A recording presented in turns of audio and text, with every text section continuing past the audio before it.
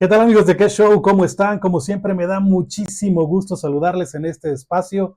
Qué bueno que tenemos la oportunidad de coincidir para poder convivir y pasarla bien, porque mi rulas, ya es viernes otra vez. Ya es viernes otra vez, es tiempo de qué show y qué buen intro tienes, mi querido amigo. Muchas Qué buena gracias. música. Muchas gracias. ¿Te contaron o cómo te enteraste? No, porque lo estoy escuchando ahorita cuando empezó el programa, escuché el intro Ah, la y intro del programa. Ah, ok. ¿qué pensabas? Ah, sí, del programa. Está muy padre, la verdad. Ok. Bueno, y justo hoy queremos hablar de música con el buen Alex. No sabemos qué tenga preparado, qué tenga debajo de la chistera, pero ya saben, siempre es algo entretenido, es algo donde vamos a aprender, sobre todo en este caso de historia de la música. ¿De qué vamos a hablar, Alejandro? Mira, habíamos adelantado en el programa pasado que íbamos a hablar justo sobre a dónde va la industria de la música Ok. grabada. ¿Tienes alguna idea, mi Rulas, cuál es el futuro de la industria de la música que ya está grabada? Es difícil hablar acerca de la música grabada porque nuestra conceptualización generacional pues era justo lo que tú has mencionado en diferentes ocasiones, ¿no? La posibilidad de tener tangiblemente la música como tal, ¿no? Llámese CD, llámese en otros tiempos cassette, etcétera, que seguramente es algo de lo que nos vendrás a platicar y que ahora todo es de manera virtual. La tienes, pero no la tienes, ¿no? Tienes que mantener un pago, por así decirlo, para seguir teniendo acceso a toda la música que te gusta. Claro, puedes descargarla y totalmente en tus dispositivos, pero no es lo mismo. Así Te es, pierdes el arte de la así es. portada, Dijo ¿no? Juan Luis Guerra, ni es lo mismo ni es igual. Pero bueno, vamos a empezar sobre esta historia, mi estimado Rulas, para poder llegar a esta conclusión que tú decías y al final poder determinar si llegaremos a descifrar cuál es el futuro de la música o si de plano ya llegamos hasta el final del camino y eso se va a quedar así para siempre. No lo creo porque pues la vida es dinámica, se mueve y hay muchos cambios. Pero bueno, pues para empezar toda esta historia de la música grabada inicia en el año de 1877 con un invento que hizo el señor Tomás Alva Edison, que como todos ustedes saben, fue uno de los inventores más destacados que tuvimos, que entre otras cosas inventó la luz eléctrica, la bombilla, y que gracias a eso, pues bueno, se desarrollaron muchos otros inventos. Y este señor inventó un aparato para reproducir audio que originalmente eran lo que se llamaban fonogramas. Uh -huh. Y se llamaban fonogramas porque tenían un cilindro que al momento de que giraba y al momento de que giraba una aguja, iba tocando ciertos puntos y una especie de corneta, de bocina, iba reproduciendo el sonido. Y fue la primera vez que tuvimos un aparato que reproducía el sonido y que obviamente pues vino a maravillar a todo el mundo y estamos hablando de 1877, mi estimado. ¿Y cómo viviste ese invento, amigo? Pues fíjate que lo viví gracias y a través de los libros de historia, porque pues obviamente no me tocó, ¿no? Y luego llegamos a otro momento también importante, que fue el año de 1894, donde ya de alguna manera eran los precursores de los discos de vinil que vendrían más adelante, Uh -huh. que eran discos de 78 revoluciones por minuto. Eran 78 revoluciones por minuto porque pues duraban mucho tiempo, ¿no? Dando la vuelta y dando la vuelta y dando la vuelta, pero no fue sino hasta la década de los 40 cuando aparecen los discos de vinilo, ¿no? Y habrá que decir que, pues bueno, la música empieza a desarrollarse y empieza la industria a crecer y empiezan a salir ya canciones grabadas como tal. Y entonces aparecen los discos sencillos, ¿no? Uh -huh. Que eran unos discos pequeños Uh -huh. de 45 revoluciones por minuto, Uh -huh. donde de un lado tenían una canción Uh y -huh. luego terminaba la canción, la volteabas y tenía otra canción, ¿no? El famoso lado B, Uh ¿no? -huh. Pero fíjate que para que llegáramos a este momento de la industria y de estos discos sencillos, pues retomamos también otro de los temas que ya hemos platicado aquí, mi Rulas. El rock tuvo muchísimo que ver. Sí, bueno, me parece muy importante, Alex, que menciones, porque tú lo dijiste de manera muy puntual, pero probablemente algunos de los que nos están viendo no entiendan este concepto del lado B. Si me equivoco, me corriges, por favor, ¿no? El artista apostaba todas sus canicas por el lado A, era el hit, el que buscaba. Y el lado B siempre era como esa canción de relleno, que de alguna u otra manera quien compraba el disco, pues a lo mejor ya cansado de siempre escuchar la misma canción, pues ya se atrevía a darle la vuelta, ¿no? Y varios artistas posteriormente pensaron o conceptualizaron esta idea de mis mejores lados B, ¿cierto? Es correcto, efectivamente. La gente de la industria le apostaba, como tú dices, a una canción que era el lado A y el lado B, pues era como tú dices, una canción porque pues había que grabarlo, ¿no? Ajá. Ya estaba el espacio y pues había que llenarlo de alguna manera. Pero curiosamente, había muchas canciones del lado B que Ujú. llegaron a ser Muy bueno. mucho más famosas El lado A. que la famosa canción del lado A.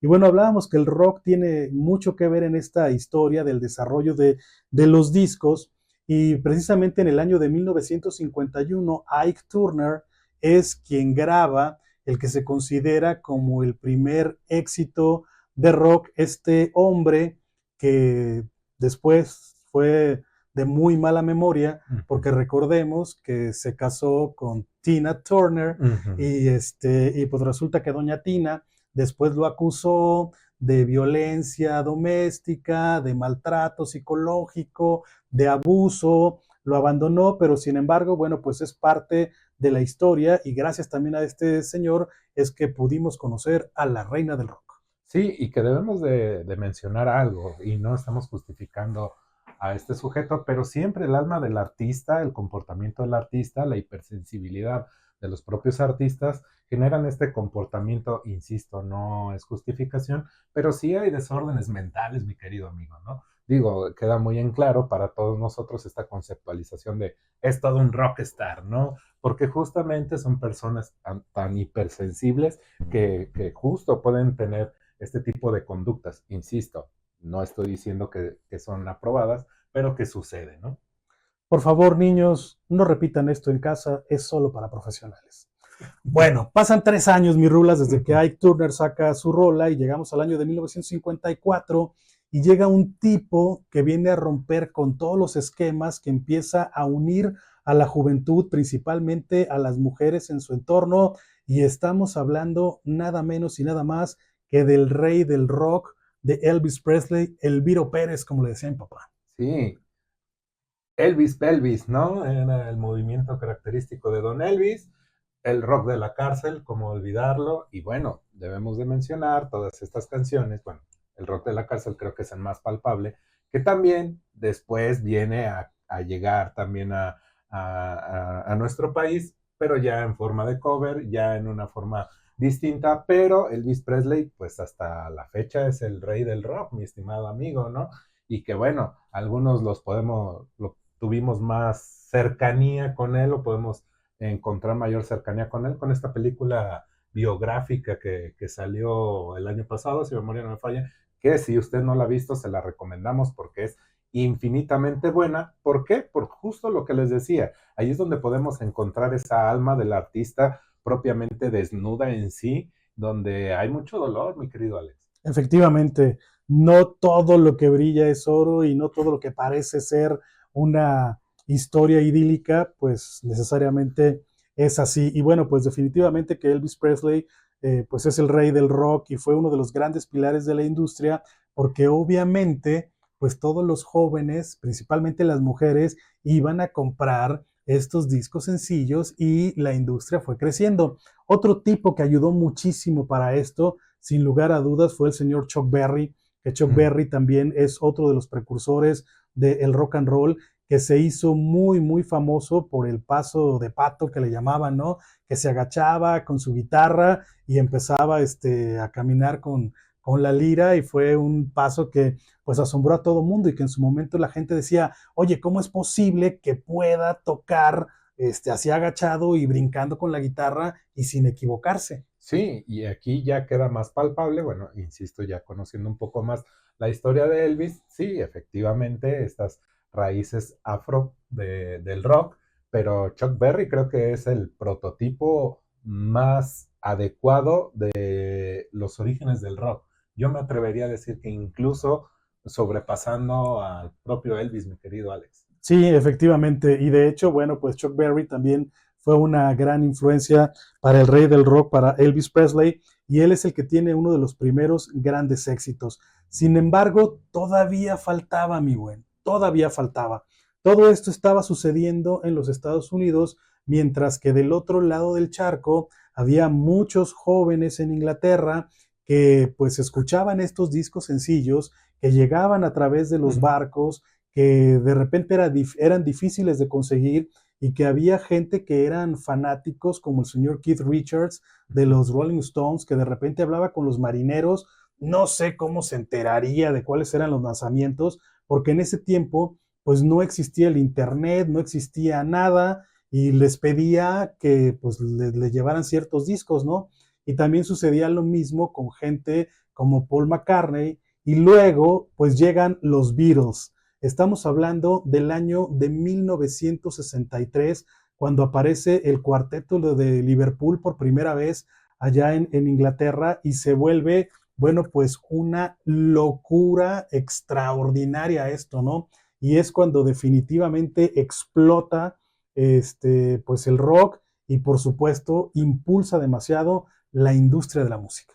Sí, y bueno, los virus nada experimentados, debemos de recordar que ellos, si bien es cierto, surgen de un pequeño pueblo de Inglaterra, pero hicieron giras incluso por Alemania, en Hamburgo se convirtieron primero en estrellas que incluso en su propio país, mi estimado. Entonces, el éxito no les llegó propiamente por casualidad, aunque sí, obviamente, Brian Epstein es el gran descubridor de ellos, ¿no? Así es, efectivamente. Y bueno, aquí ya hay un cambio radical en la industria. De repente los Beatles fueron el primer grupo que llegaron a tener 10 canciones al mismo tiempo en la lista de éxitos.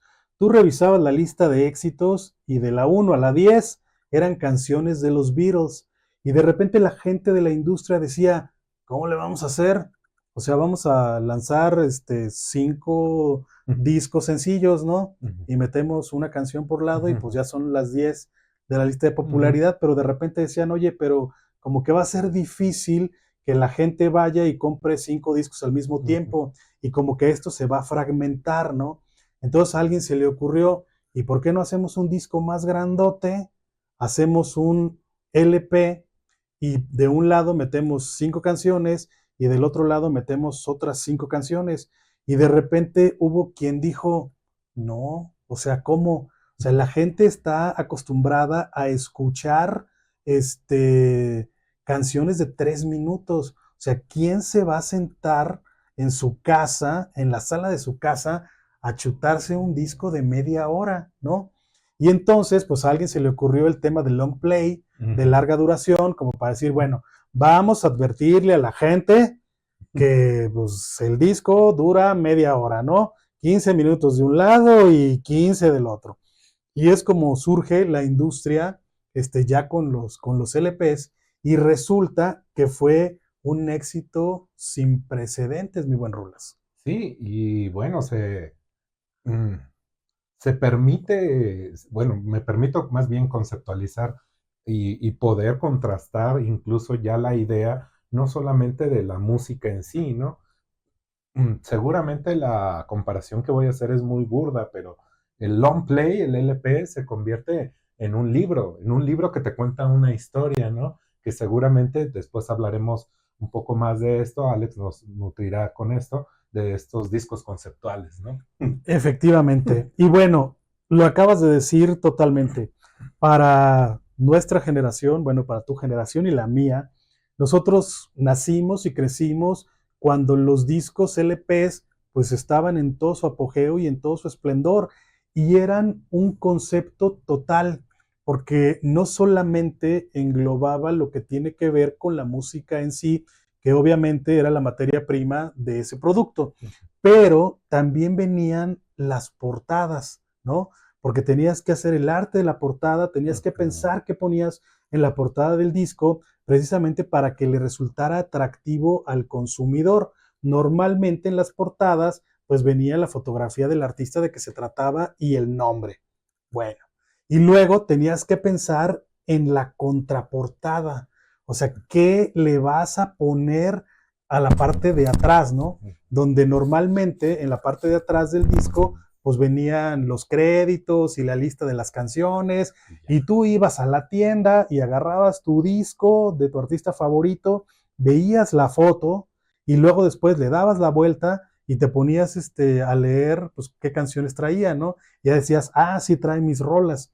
Y el LP fue tan importante que duró desde principios de los 60, 1963 aproximadamente, después de que los Beatles se presentan en el programa de Ed Sullivan, que lo vieron 73 millones de personas y que además fue un programa histórico porque motivó a mucha gente que lo vio en su momento para hacerse músicos. Mucha gente dijo, ¿sabes qué? Es que yo quiero hacer lo que hacen esos cuatro monos, ¿no? O sea, yo quiero tocar, yo quiero hacerlo. Y bueno, he leído una gran cantidad de biografías y todos dicen que ese programa de Ed Sullivan los marcó. Y el LP fue tan importante que duró 20 años en existencia, mi buen. 20 años, donde obviamente fue evolucionando y pasó por diferentes etapas, porque el primer problema fue qué vas a hacer con 10 rolas, ¿no? Y luego de repente empezaron a surgir los discos dobles y había que hacer una funda donde tuvieras discos dobles. Y luego, si tú recordarás, los discos venían en una bolsa de plástico, ¿no? Para que no se dañara y no se rayara. Supuestamente. Y después, empezaron a imprimir las letras de las canciones y ya los discos los guardabas en una especie de bolsa, pero de papel cuché, ¿no?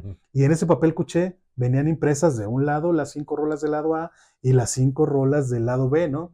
Entonces, pues como que también fue evolucionando esto y hubo grupos, por ejemplo, como Led Zeppelin, que estos señores empezaron a innovar y a revolucionar las portadas, ¿no?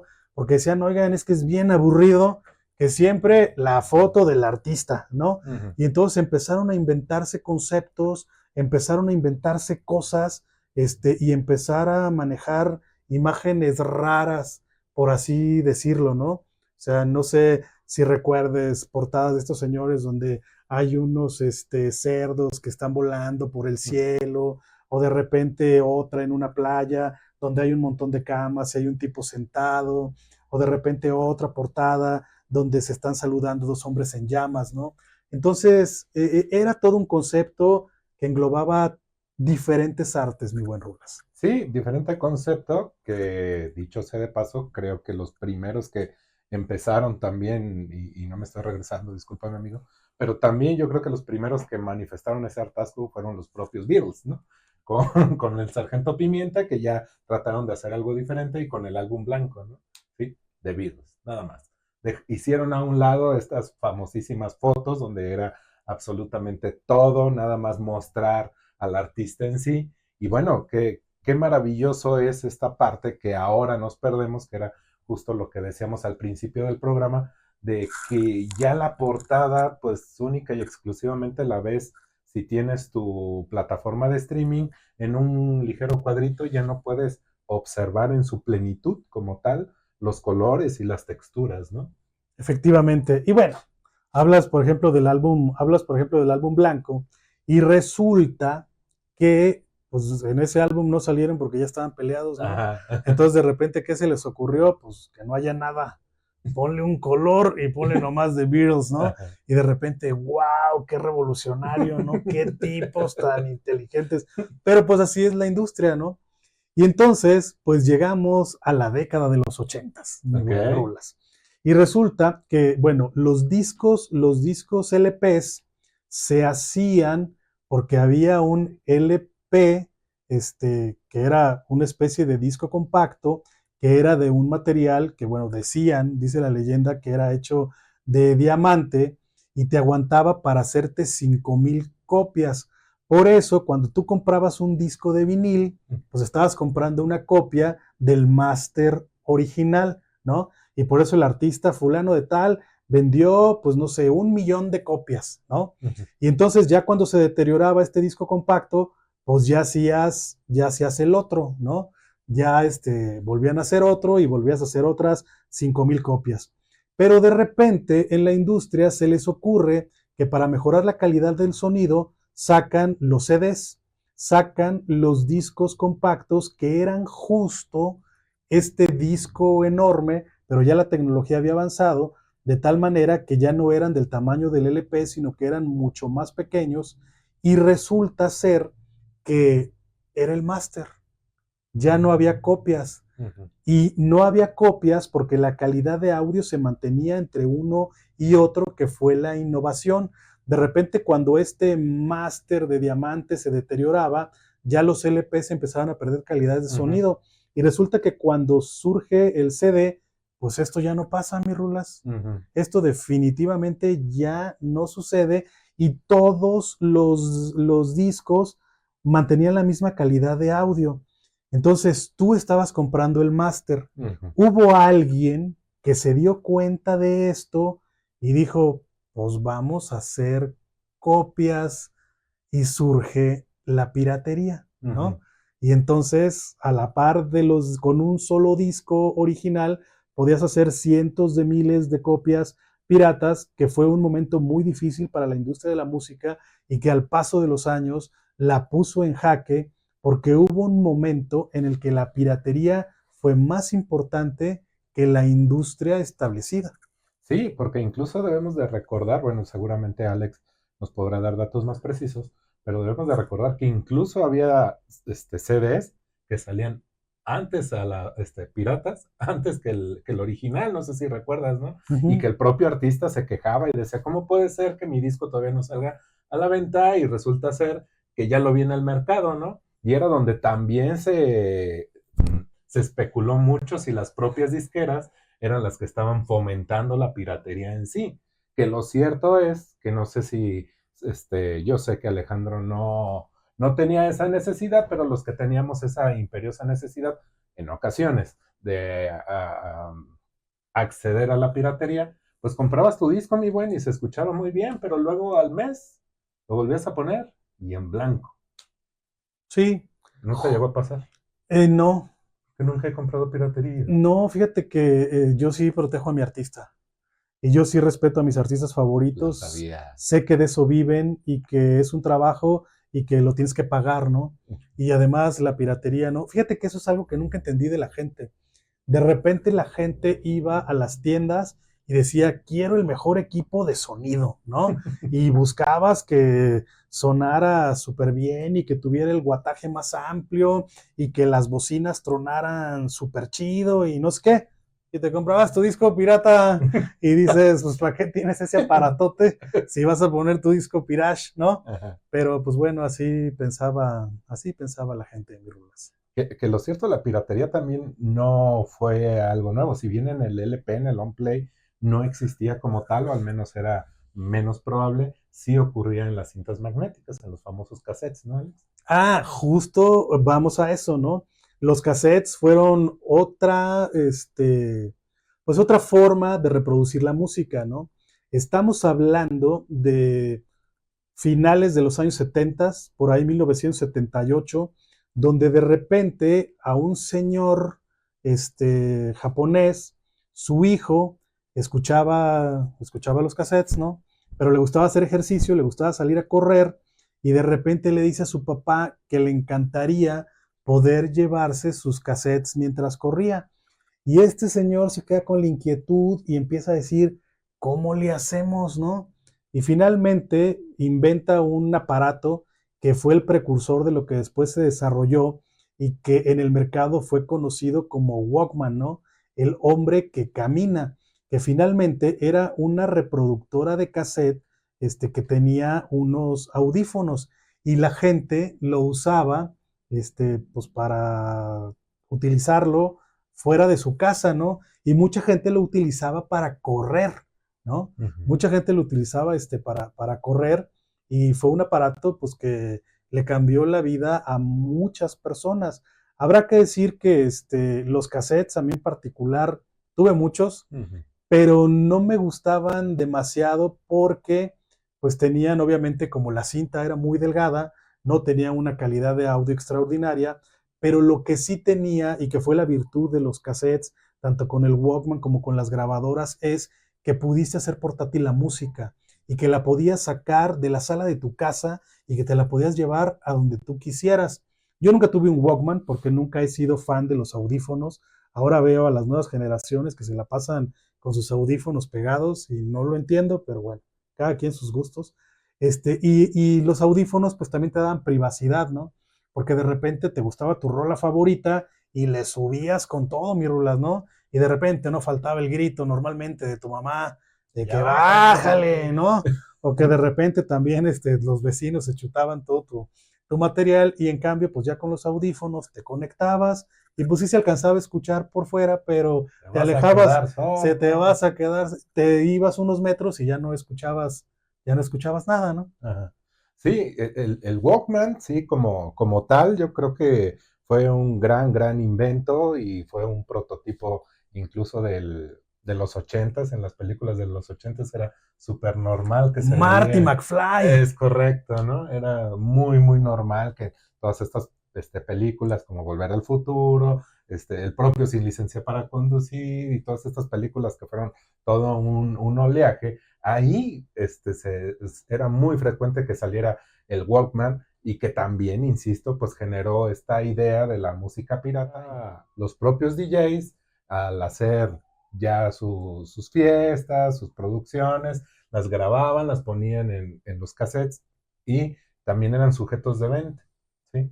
Yo creo que, bueno, también era importante, no sé, que tú me habrás de desmentir o confirmar esta información, también era muy chistoso que para ese tiempo, en nuestros tiempos, la marca era importante, ¿no? No Por era lo supuesto. mismo decir, te decían, ¿cómo que grabaste en Panasonic, no? El cassette Panasonic. Debes de ser de Sony y de 60 minutos, el de 90 no, disminuye la calidad. Y comenzaban todas estas leyendas, no sé qué tan ciertas, urbanas o no, pero si uno quería grabar un buen cassette, tenías que conseguir la marca y si era de cromo, no sé, era todo un show, ¿no? Sí, no, y aparte, si llegabas con tu cassette Memorex, te lo aventaban por la Sí, cara porque decías, no marches, o sea, pero si me costó $5. ese es el cassette de los pobres, ¿no? Y te, Sí. y te lo chutaban, ¿no? Y fue una época muy padre. Y efectivamente, como dices, sirvió para los DJs y para que se hiciera esta industria alternativa donde tú podías ir a comprar música mezclada que normalmente no venían en los discos, ¿no? Que después ya también hubo discos con remixes de Ajá, las canciones y empezaron a sacar los obligó a. sencillos y demás, ¿no? Pero a ti como persona, para lo que te sirvieron los cassettes, o al menos a mí para lo que me sirvieron fue para de repente, si un amigo tenía un disco que no me gustaba completo y que me gustaban tres rolas, era, oye, préstame tu disco, y entonces pues ya yo grababa las tres canciones y ya las tenía, ¿no? Y entonces tú podías hacer tu propia playlist, pero era manual, ¿no? Ujú. Era totalmente artesanal, no como ahora que de repente en las plataformas estas de distribución de música, pues hay un algoritmo que te las arma y tú ya ves si te gusta o no te gusta, ¿no? O tú también puedes armar las tuyas, pero pues ya nada más eliges, ¿no? Y antes, pues era con amor, ¿no? Y por eso cuidabas tanto tus cassettes. Y cuando se atoraban en la cabeza, Ujú. no, sufrías.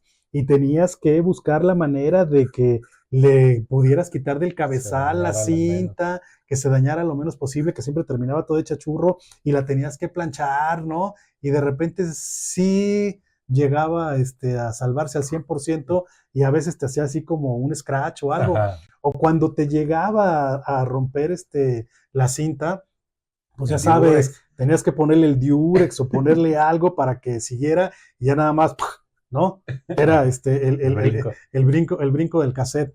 Pero sí, el cassette fue también una parte muy importante de la industria. Y llegamos a la década de los 90, mi rulas, donde continúa el Walkman, pero ya no en formato de cassette, sino en formato de CD. Y sigue este formato que te permite llevar la música grabada a diferentes lugares, ¿no? Y que funcionaba igualito que el Walkman de cassette, ¿no?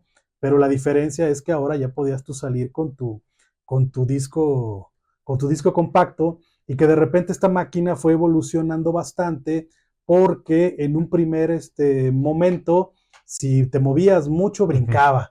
Pero luego ya le pusieron, bueno, hicieron la tecnología como para que te movieras, como para que corrieras y tal, y la canción la oías de corrido y no te dañaba tus discos, porque habrá que decir que el mito era que los CDs no se rayaban como los LPs, sin embargo, sí se dañaban. Sí, sí se dañaban, y también, obviamente, una de las bondades del Dixman era que no se gastaban las pilas tanto como en el Walkman, ¿no? Porque en el Walkman, si querías adelantar o querías atrasar, ahí se te iba como la mitad de la pila, ¿no? Entonces en el Walkman, pues ya le apretabas al botoncito si querías escuchar una canción antes, una canción después, o querías repetir la misma. Entonces sí fue un poco mejor, pero sí en cuestión de tamaño, pues al menos te obligaba al tamaño del Dixman.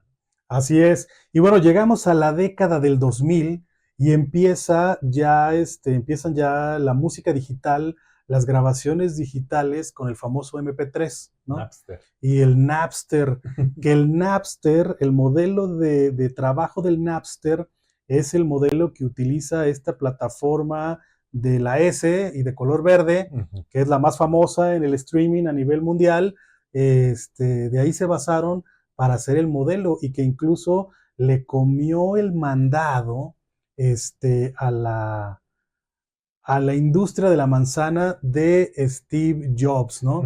Y un antecedente también son los iPods, ¿no? Que también era música ya que se encontraba grabada de manera digital en estos aparatos que sacó este señor Steve Jobs, y que pues sí funcionaron mucho y que empezaron pues a modificar la industria de la música. Fíjate que a mí en particular nunca me gustaron los iPods, ¿Nunca jamás. te gustaron los iPods? No. Sí. A mí lo único que no me agradaba es que si era canción que querías, había que pagarla, ¿no? Sí. Entonces podía salir el disco de tu artista favorito, y tú y yo ya acostumbrados a eso, pues tenías que pagar. Si memoria no me falla, tenían un costo, bueno, tenía el costo del dólar la canción, ¿sí? Entonces hoy estaríamos hablando de 20 pesos la canción, y de todas maneras se perdía, volvemos a lo mismo, esta magia de tenerla en su cajita, con todo el arte que le incluía, ¿no? Y la calidad de audio no era muy buena. Ajá. No era muy buena. E incluso el disco, si mal no recuerdo, el disco de How to Dismantle an Atomic Bomb de YouTube, hicieron un iPod especial donde tú lo comprabas y ahí venía el disco, que tampoco no fue pues así como que demasiado popular, ¿no? Y bueno, pues pasaron muchos años, y aproximadamente en el 2009, 2010 empieza la era del streaming, empieza ya la época de las plataformas digitales, que esta compañía de la S y de color verde, que lidera el mercado en este sentido, empezó en computadoras de escritorio, luego hicieron la transición a las laptops y finalmente pues ya se encuentran en todos lados gracias a Facebook, que fueron los primeros que le dieron la oportunidad de entrar, y pues ahora ya lo tienes en todos lados, hasta en tu teléfono celular. Pero fíjate que a mí no, nunca me atrapó. Maneja, te digo, el concepto de la música grabada de Napster, pero a mí me parece como que es un modelo de estación de radio, ¿no? Donde tienes toda una serie de archivos de canciones y tú decides qué quieres oír. Pero efectivamente, como lo decías al principio del programa, no sabemos, bueno, ya perdiste la magia, como decían los Café Tacuba, de tener el objeto antes llamado disco, donde tú no eras el dueño de la música, pero sí eras el dueño del objeto donde estaba contenida la música. Y ahora, como diría el Puma, ¿eres dueño de qué? Dueño de nada. O sea, tú pagas ahora por el derecho a escuchar la música que te gusta, pero ya no la posees, ya no la tienes. Así es de que algún día, si estas empresas de streaming se acaban, te quedaste sin rolas, mi buen. Sí, y creo que de alguna u otra manera eso también generó la reivindicación del LP, que fue un un boom muy pequeño, donde otra vez empezaron a vender los LPs y comenzó esta onda vintage de retomar la idea del LP, pero obviamente con costos elevadísimos. Sí, porque realmente son muy pocos, hay muy poca producción y aparte los aparatos para reproducir son muy malos. Bueno, para Muy. cerrar el programa, mi estimado, ¿cuál es el futuro de la música grabada? Nos vamos a quedar ya para siempre con estas plataformas de streaming que, por cierto, salvaron a la industria de la música, porque como ya no hay masters en circulación, ¿qué crees? Ya no hay piratería. Ya no hay piratería, entonces yo le auguro mucho tiempo al streaming hasta que ocurra algo que no sé qué va a suceder. Pues quién sabe, pero por lo pronto para mí la industria ya se acabó. Me voy a quedar con mis discos para toda la vida, mis CDs, y ahí los tendré para siempre. Mi Rulas, muchísimas gracias por haber estado el día de hoy No, con gracias a nosotros. ti, amigo. Y a ustedes, gracias por acompañarnos. Pónganos en sus comentarios qué piensan, hacia dónde va la industria, cuál era su formato favorito. Para mí sigue siendo el CD. No sé para ustedes, pero bueno, entonces los leemos en los comentarios. Pásenla bien, seguimos en comunicación aquí por Carisma TV. Recuerden, porque la vida y el show tienen que seguir. Sí, tienen que seguir. Bye.